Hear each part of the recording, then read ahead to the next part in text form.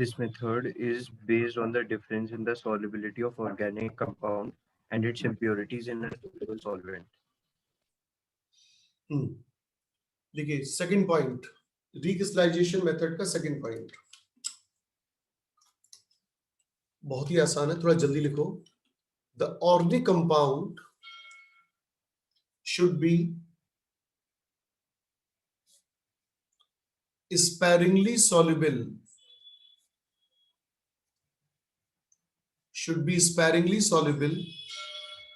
at room temperature,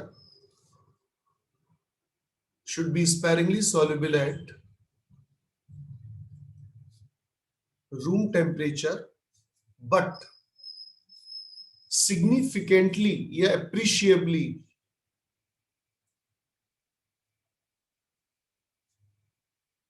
soluble at higher temperature.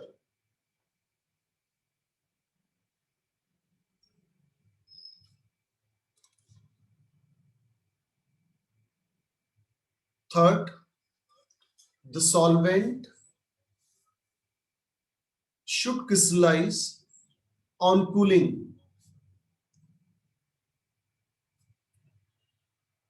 Fourth,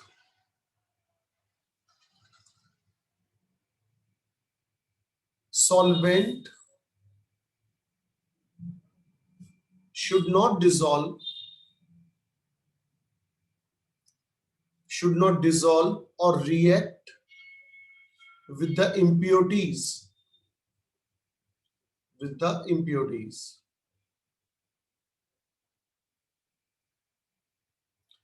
एक बार जरा सारे पॉइंट्स को फटाफट से पढ़ लीजिए, बहुत ही आसान।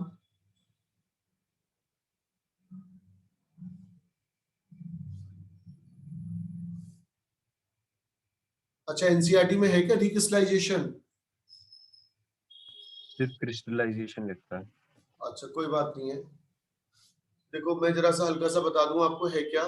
जो आपने पॉइंट लिखवाए हैं दे रखे हैं बीच में कहीं। सुनाई नहीं दिया बेटा, ठीक से फिर से बोल। तो जो आपने अभी पॉइंट लिखवाए हैं ना, ये दे रखे हैं। हाँ, बीच में उसमें ही दे रखे हैं। हाँ, दे रखे होंगे, बहुत आसान है, कुछ नहीं है। देखो क्या है कि जैसे मान लीजिए कोई एक्स नाम की इम्प्योरिटी है और कोई ऑर्गेनिक कंपाउंड है आपके पास, आपने सॉल्वेंट का सिलेक्शन किया, जो भी सॉल्वेंट है पानी या कोई और, वो डिसॉल्व कर दिया। इसका जरा पॉइंट नंबर 2 पढ़ना। The organic compound should be sparingly sparingly soluble soluble at room temperature and more soluble at high temperature. तो आपने क्या करा, हाई टेम्परेचर रखकर सॉल्युबल कर दिया ऑर्गेनिक कंपाउंड को, तो अच्छा खासा सॉल्युबल हो गया।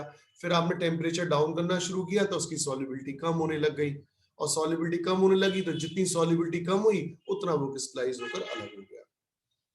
तो ये सब दे रखा है। जरा एनसीईआरटी के पॉइंट पढ़ना बेटा, यार क्या लिखा है एनसीईआरटी के पॉइंटों में? पढ़ो बेटा। तो ये 2 पॉइंट दे रखे हैं पहले वाले, सेम बिल्कुल ऐसे के जैसे। उसके बाद solution is concentrated to get nearly saturated, और कूलिंग वाला दे रखा है। और उसके बाद लिखा है कि फिल्ट्रेशन से रिमूव कर देंगे। ठीक है, वहां ना बस मेरी तरफ से एक बात लिख लो, बस ऐसे ही अपने दिमाग के किसी कोने में रख लेना। बकनर फनल, जिस जगह मतलब जिस एपरेटस में लेबोरेटरी में ये एक्सपेरिमेंट कराया जाता है, उस फनल का नाम होता है बकनर फनल। तो ऐसे ही कर लेना, दिमाग में रख लेना। सर हाँ सर, फिल्ट्रेट की ब्रैकेट में मदर लिकर लिखा हुआ है सर। उसका मतलब बताऊं क्या होता है? Yes sir. जैसे ना जो हम ओरिजिनल सॉल्यूशन बनाते हैं, जैसे मान लीजिए मैं एग्जामिनर हूं, मैंने क्या करा, मेरी क्लास में मान लीजिए 10 बच्चे बैठे हुए हैं और मुझे इनको एक्सपेरिमेंट देना, तो मैंने क्या करा, बहुत सारा सॉल्यूट वगैरह लिया, ये सब मिलाकर मैंने एक मदर लिक्विड बना दिया, मदर लिक्विड बना दिया मैंने।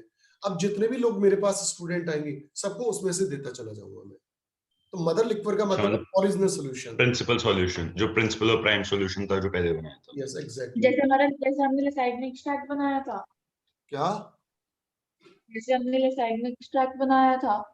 हाँ बिल्कुल सही। हाँ, उससे थोड़ा थोड़ा देते रहते थे। अरे ऐसे समझ ले यार, मान ले मम्मी ने तेरे घर में मान ले 10 लोग रहते हैं, 10 लोगों के हिसाब से सब्जी बनाई है ना, वो तो मदर लिक्विड हो गया जो सबने थोड़ी थोड़ी ली है। बस। कहीं स्लाइडेशन हुआ है क्या? सर तो मेरे यहाँ होता है, मैं ब्रेकफास्ट कर रहा हूँ। अच्छा, अरे वो तो तो हम इसमें एक और और पॉइंट दे रखा है, किसी और की तरफ इसको हो रिमूव सकता है, करने के लिए जानते नहीं। एक्टिवेटेड चारकोल यूज करेंगे। हाँ लिख लो, देखो एनिमल चारकोल,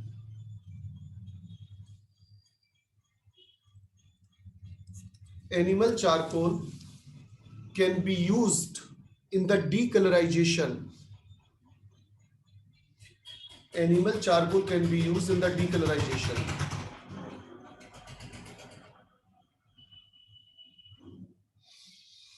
ट्वेल्थ के बैच में मैंने पढ़ाया था सरफेस केमिस्ट्री में एनिमल चारकोल के बारे में। जो शमशान घाट होता है ना, तो वहां जो राख बचती है उसे कहते हैं एनिमल चारकोल। तो गन्ना से जो चीनी बनती है ना, वो ब्राउन कलर की होती है, उसमें इम्प्योरिटी होती है। तो क्या करते हैं ये किसान लोग या जो गन्ना उत्पादक है, चीनी मिल वाले, वहां शमशान वाली राख को लेकर आते हैं और उस पर छिड़क देते हैं। किस पर? चीनी पर। तो जो येलो कलर की चीनी होती है ना, वो कैसी हो जाती है? White colour. समझ गए? अब चीनी खाओगे?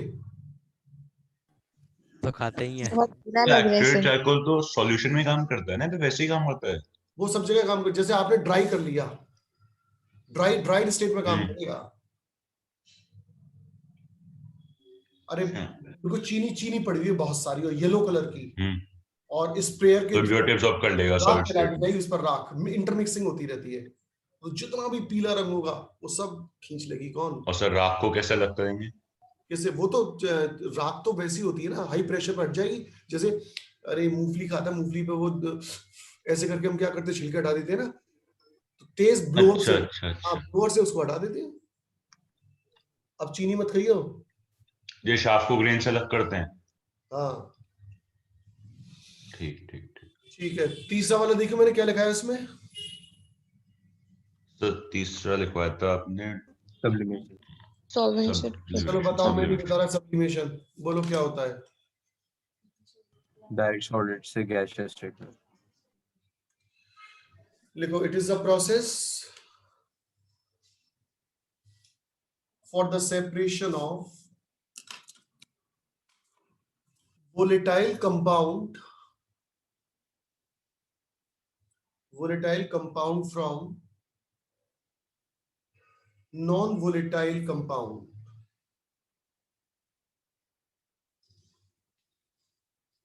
Example: camphor, naphthalene, benzoic acid, वो ले लो, एंथ्रासीन,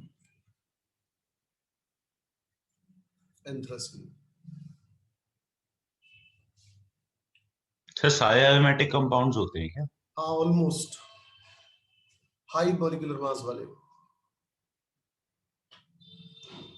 अगला मेथड देख कौन सा है, बिकॉज डिस्टिलेशन। हेडिंग डाले डिस्टिलेशन।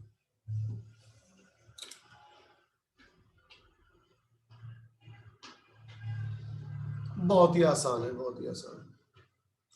जैसे लाइक मान लीजिए आपको दे रखा है एक लिक्विड ए और दूसरा लिक्विड दे रखा है बी। इसका बॉइलिंग पॉइंट 35 डिग्री है, इसका बॉइलिंग पॉइंट 97 डिग्री है। ये मोर वोलेटाइल है और ये लेस वोलेटाइल है। गर्म करोगे तो किसकी वेपर्स पहले निकल जाएंगी? एक ए की। कौन रह जाएगा? बी। बी इस मेथड का नाम क्या है? डिस्टिलेशन। और जिस एपरेटस में इसको लेबोरेटरी में कराते हैं उसका नाम है लीविक कंडेंसर। ब्रैकेट में लिख लो नॉलेज बढ़ाने के लिए, लीविक condenser.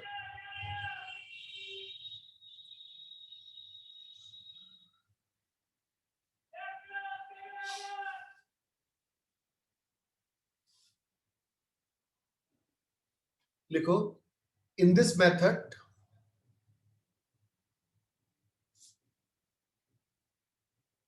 in this method, liquids which have different boiling point,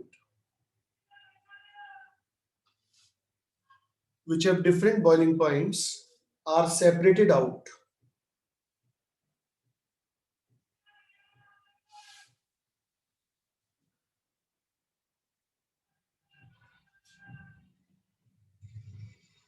In simple distillation,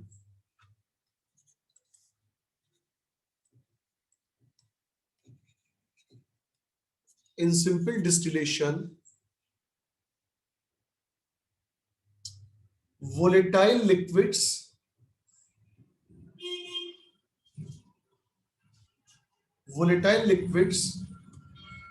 must have difference in boiling point greater than 40 degree,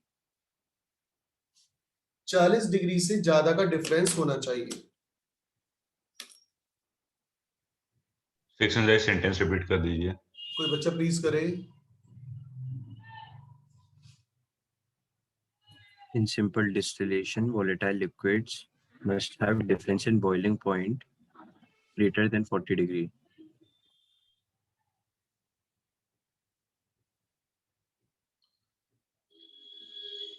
मतलब मैं आपको ये बताना चाह रहा था कि जैसे कुछ एग्जाम्पल देता हूं, जैसे first example, chloroform aniline. Aniline का फॉर्मूला पता है क्या? हाँ सर। इसका क्लोरोफॉर्म का बॉइलिंग पॉइंट होता है 334 केल्विन। आपको याद नहीं करना बॉइलिंग पॉइंट, मेथड देखना है। और इसका होता है लगभग 457 केल्विन के आसपास। तो क्या आप इन दोनों लिक्विड को सेपरेट कर सकते हो बॉइलिंग पॉइंट के आधार पर, हाँ या ना? Yes sir. सर क्योंकि इनके बॉइलिंग पॉइंट में डिफरेंस है। सेकंड एग्जांपल, जैसे मान लीजिए मैंने आपको दिया ईथर एंड टोलुइन। टोलुइन का फॉर्मूला बताना। C6H5CH3। ईथर का ईथर ROR, ईथर, इसका बॉइलिंग पॉइंट 308 केल्विन के आसपास, इसका 384 केल्विन के आसपास। इन दोनों को आप सेपरेट कर सकते हो गर्म करके। अच्छा पहले उड़ेगा कौन? ईथर। Benzene, aniline. बेंजीन का boiling point 353 kelvin, boiling point याद नहीं करने, बस दिमाग में रखने हैं। और एनिलीन का भी बताया 457 केल्विन। इनको भी आप आराम से सेपरेट कर सकते हो। इस पेयर को, इस पेयर को, इस पेयर को सेपरेट कर सकते हो। बेंजीन का क्या फॉर्मूला होता है भैया? C6H6।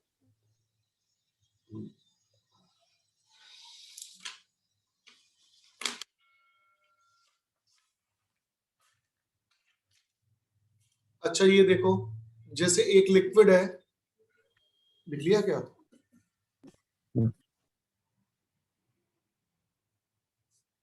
सर इससे पिछली वाली स्लाइड बस 1 सेकंड के लिए ओपन कर दीजिए। अभी करता हूँ।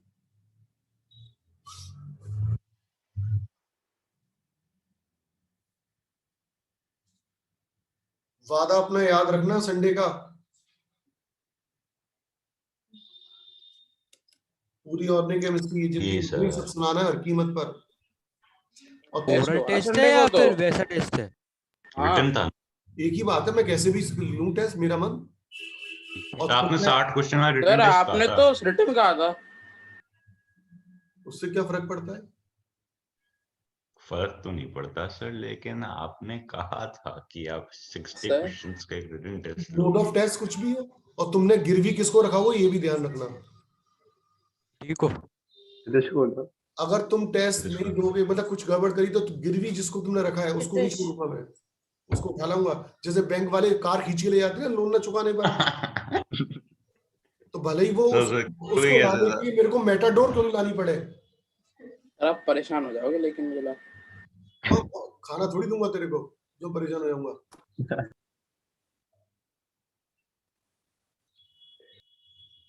और बिल्कुल वो वाला व्यवहार करूंगा, वैसे होते हैं ना पुराने जमाने में राजा करते थे अपने युद्ध बंदियों के साथ। और तो उससे पूछा और सर एक बार please, कौन सी वाली उससे स्लाइड? पहले वाली स्लाइड जिस पे आपने एग्जांपल लिखा था फर्स्ट डिस्टिलेशन वाला।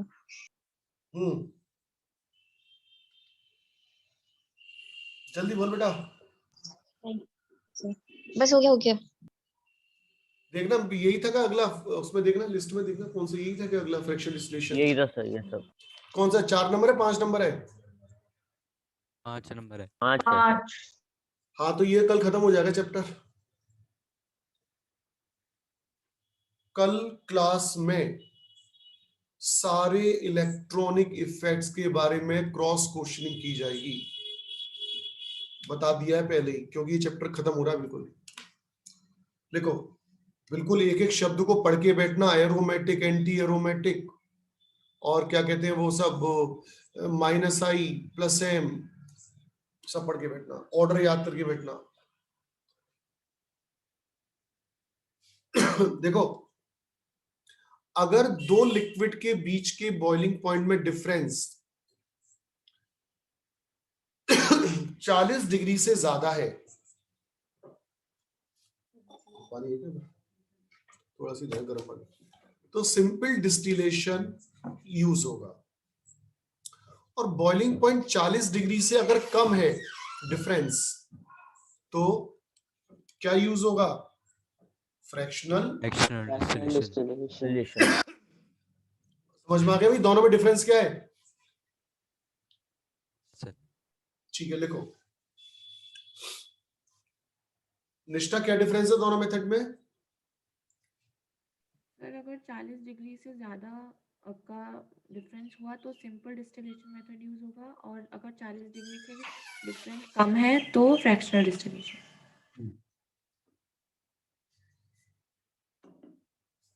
देखो इन फ्रैक्शनल डिस्टिलेशन मेथड या frictional distillation method is used when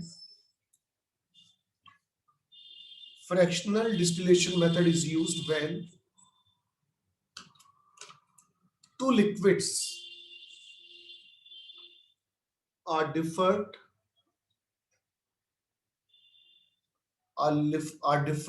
by a boiling point difference of less than 40 degree.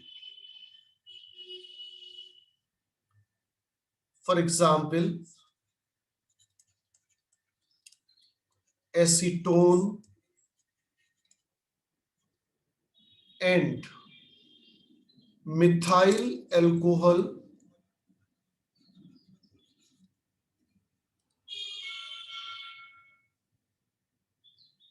Bracket में इनकी दोनों के बॉइलिंग पॉइंट लिख लो, 330 और 338 can be separated by fractional distillation. Can be separated by fractional distillation.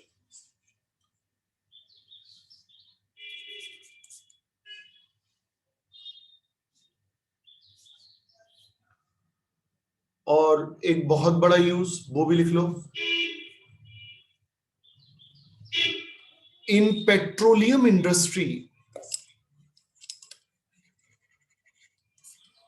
in petroleum industry, various components are separated by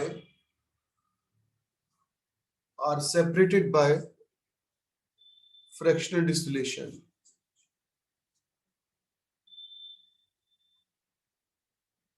जो petroleum होता है ना उसमें बहुत सारी चीजें होती हैं, जैसे वैसलीन, पेट्रोल, डीजल, है ना, केरोसिन।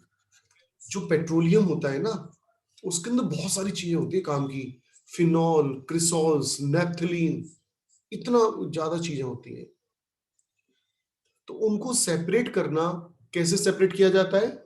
फ्रैक्शनल डिस्टिलेशन से। पेट्रोल को पेट्रोलियम तो नहीं मान रहे हो? क्या अंतर है पेट्रोल और पेट्रोलियम में? प्यूरिफाइड है पेट्रोल, पेट्रोल में इम्प्योरिटीज नहीं। पेट्रोलियम में बहुत सारी चीजें होती हैं, बहुत सारी। अगली हेडिंग देखो कौन सी है? हेडिंग नंबर 6 मेथड हमारे को खुद पढ़ने होंगे ना? है। मेथड तो हम खुद पढ़ेंगे ना NCERT.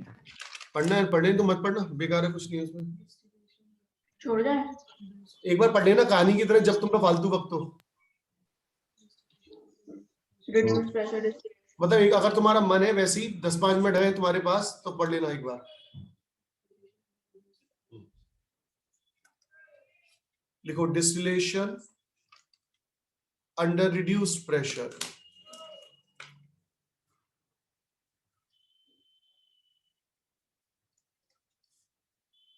Distillation under reduced pressure. जो अच्छा एनसीईआरटी में तो डायग्राम वगैरह दे रखे होंगे।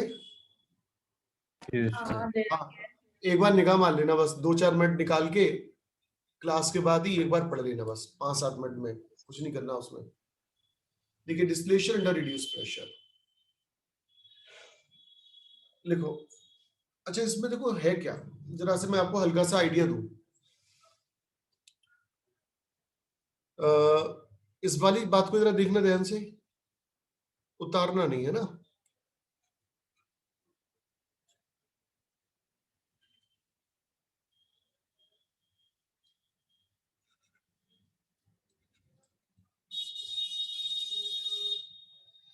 एक ग्राफ खींच रहा हूं मैं, वेपर प्रेशर वर्सेस टेम्परेचर। ये सब कुछ एनसीईआरटी वगैरह में नहीं लिखा। आप जानते हैं वेपर प्रेशर डायरेक्टली प्रोपोर्शनल होता है टेम्परेचर के। टेम्परेचर कम होगा तो वेपर्स कम बनेंगी, टेम्परेचर बढ़ा दोगे तो वेपर प्रेशर बढ़ जाएगा। ये कोई लिक्विड है, ये मान लीजिए पानी है, इस समय रूम टेम्परेचर पर रखा हुआ है और इस समय इसका वेपर प्रेशर ये है। आपने टेम्परेचर बढ़ाना शुरू करा, वेपर प्रेशर बढ़ने लग गया। जैसे ही ये एटमॉस्फेरिक प्रेशर के बराबर हो जाएगा, बॉइलिंग पॉइंट जो कितना होता है 760 में। उसी वक्त बॉइल ऑफ होना शुरू हो जाएगा। Yes sir. और जिस टेम्परेचर पर ये अचीवमेंट हुआ वो टेम्परेचर बन जाता है क्या? Boiling point. Boiling point. What is boiling point? The temperature at which vapor pressure equals to atmospheric pressure for a given liquid. बिल्कुल सही। The temperature at which the vapour pressure of liquid solvent becomes equal to atmospheric pressure. काव्य Agarwal, define vapor pressure. The temperature at which the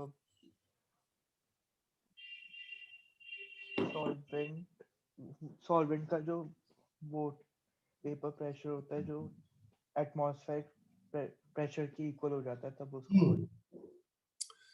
ठीक है, अब जो मैं बताना चाह रहा था वो समझो। जैसे मान लीजिए आपके पास एक लिक्विड है ग्लिसरॉल,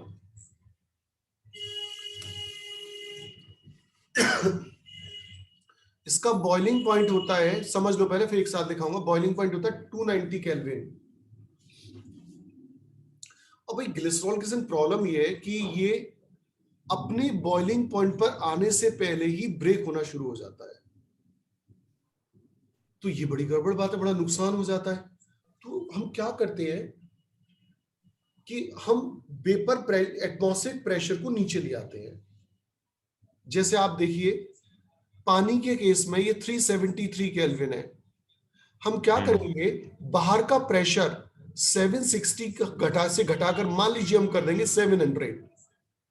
तो ये देखिए कि बॉइलिंग पॉइंट लिक्विड का कम हो जाएगा नहीं हो जाएगा, सोच के बताइए। हो जाएगा सर। हो जाएगा सर। पहले बॉइलिंग पॉइंट ये था, अब कितना हो गया ये।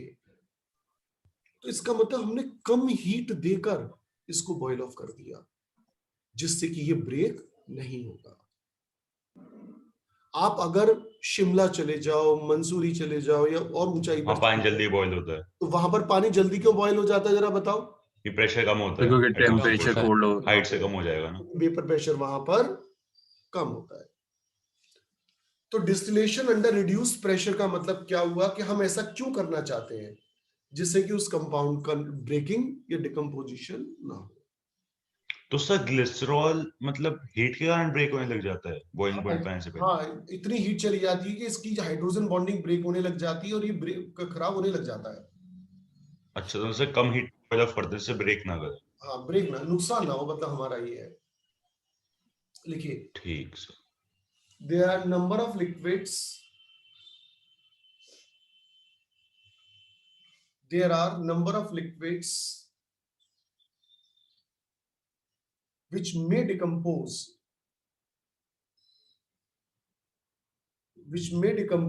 before its boiling point, which may decompose before its boiling point.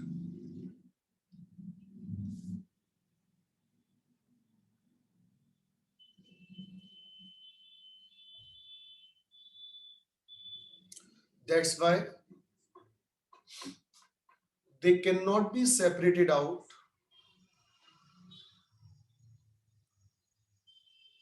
by simple distillation.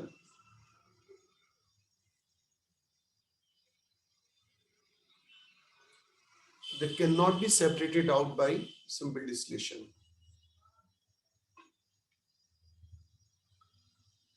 For such liquids,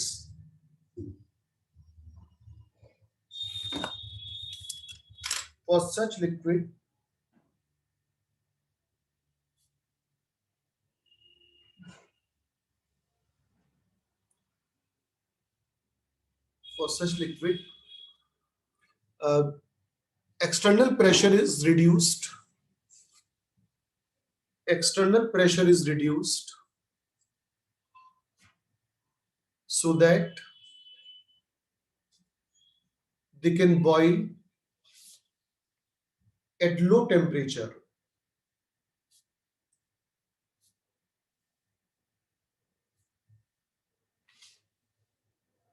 Example,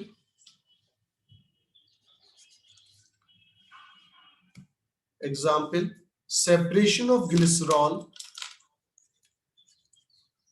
from spent lye.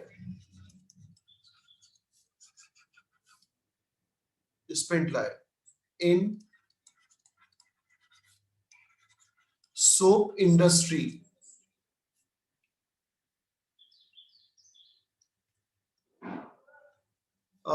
जहां पर साबुन बनाया जाता है ना, वहीं पर ग्लिसरॉल भी मिलता है एज ए साइड प्रोडक्ट। तो साबुन और ग्लिसरॉल जिस मिक्सचर में प्रेजेंट होते हैं उसे कहते हैं स्पेंट लाए, तो उसे ग्लिसरॉल को ऐसे सेपरेट किया जाता है।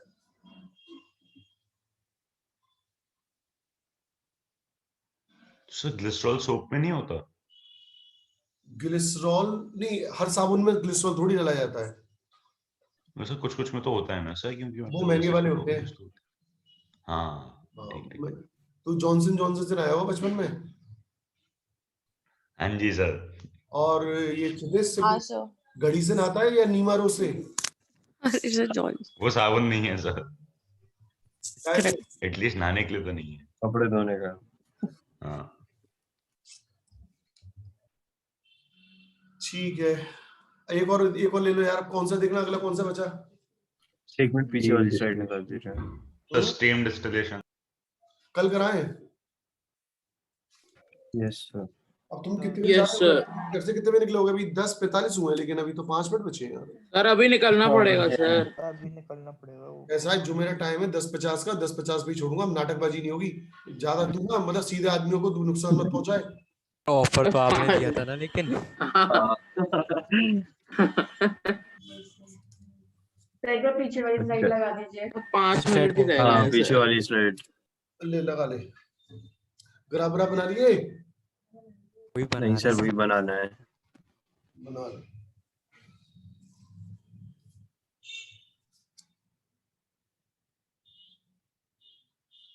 मैं 11 बजे छोड़ूंगा, ऐसे नहीं छोड़ूंगा। अरे सर कोई दिक्कत नहीं है, वैसे ऑफलाइन ऑनलाइन दोनों है। अबे हाँ दोनों है, ऑफलाइन ऑनलाइन। कौन कौन जा रहा है ऑनलाइन ऑफलाइन? पता नहीं, ऑफलाइन ऑनलाइन ही है, सारे मोस्टली तो ऑनलाइन ही करेंगे। ऑनलाइन ही कर रहे हैं। ओके। और क्षितिज क्या कह रहा है? सैटरडे को आ जाओ, चलो तुम सब कोचिंग में, तुम्हारी पार्टी मेरी तरफ से। सर आप कितनी मिली बार तो है बोलते नहीं हैं, सर, आज तक एक बार मिली तो है नहीं सर। ऐसा कितनी बार तू सर आके आपने लौट गया कितनी बताइए? बार बोला है? कितनी बार आके लौट गया तू मेरी कोचिंग से? सर मैं आया तो था एक बार। आया था तो कोरोना की वजह सर से, आप कोरोना की पक्की वजह से बार मैं तुझे ऐसे बुलाओ। लड्डू खाने का ऑफर दिया, तूने मना क्यों करा?